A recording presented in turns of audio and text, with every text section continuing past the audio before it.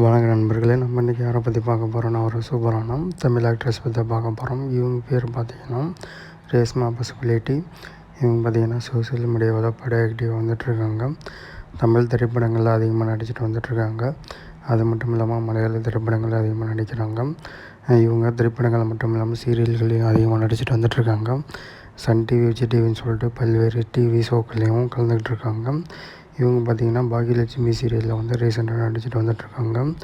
இவங்க பார்த்திங்கன்னா சோசியல் மீடியாவில் ரீசெண்டாக எடுத்த புகைப்படங்கள் பட வைரலாக வந்துட்டுருக்கு. சோசியல் மீடியாவில் பார்த்திங்கன்னா இன்ஸ்டாகிராமில் இது வரைக்கும் 3893 போஸ்ட் பண்ணியிருக்காங்க.